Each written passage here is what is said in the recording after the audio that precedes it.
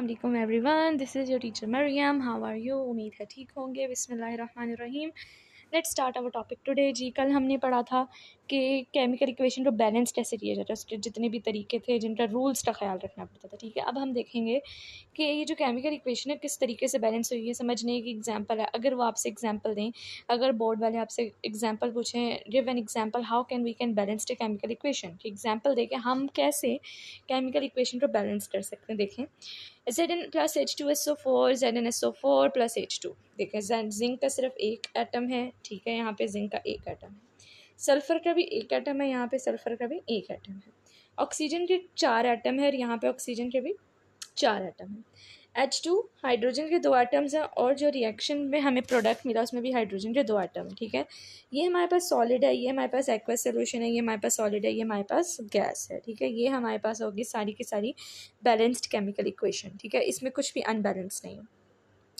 According to this chemical equation, zinc react with sulfuric acid to give zinc sulfate and hydrogen pairing। यानी इस equation के मुताबिक zinc ने react किया sulphuric acid के साथ ताकि हमें क्या मिल सके, जिंक सल्फेट में से मिल सके और हाइड्रोजन गैस निकल सके। ठीक है, this chemical equation further tell us the mole ratio not only between reactants और product but also between reactants and products. यानी इसमें हमें मोल रेशियो कंप्लीट क्लियर बताई गई है, रिएक्टेंट्स की कितनी है, प्रोडक्ट्स की कितनी है। ठीक है, according to the equation 1 mole of zinc react with 1 mole of sulphuric acid. इस इक्वेशन के मुताबिक एक ही मोल है जिंक का जिसने एक ही मोल सल्फ्यूरिक एसिड के साथ रिएक्शन शो किया और एक ही 1 मोल ऑफ जिंक सल्फेट बनाया और 1 मोल ऑफ हाइड्रोजन गैस बनाई। ठीक है, तो इसमें क्या है, हमारे पास कंप्लीट बैलेंस केमिकल इक्वेशन इसमें ये शो किया हुआ है। ओके, नेक्स्ट देखते हैं, डिफाइन रिवर्सिबल रिएक्शन। ये बहुत इंपॉर्टेंट क्वेश्चन है, सबसे आसान है। डिफाइन रिवर्सिबल रिएक्शन, बोर्ड वालों का favourite question.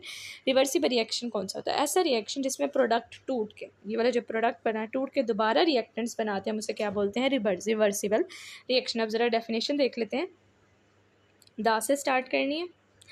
The reactants react to give the products. Reactants ने रिएक्ट किया और क्या बनाया, product.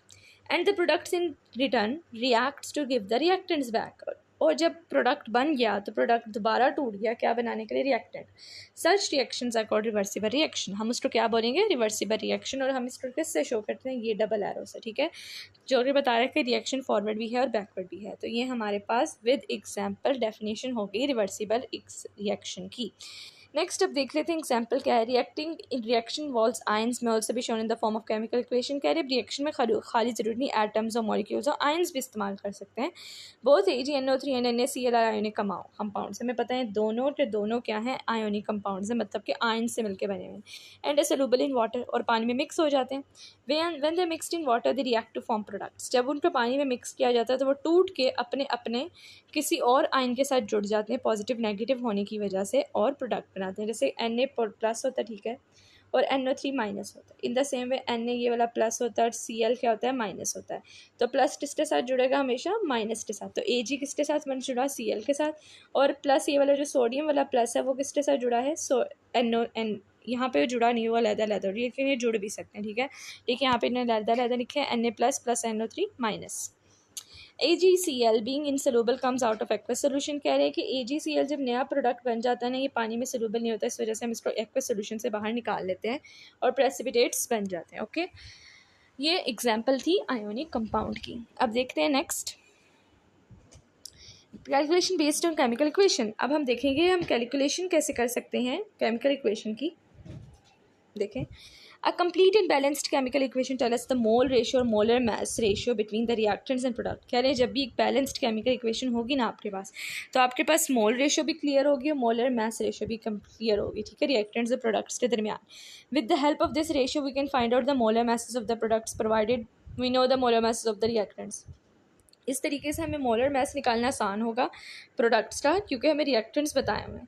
Similarly the molar mass of the reactants can also be find out if you know the molar mass of the product. मतलब इनमें से कोई भी चीज़, या रिएक्टेंट या प्रोडक्ट, इन दोनों में से कोई भी चीज़ हमें क्लियर तरीके से बताएंगे तो हम आराम से मोलर मास निकाल सकते हैं।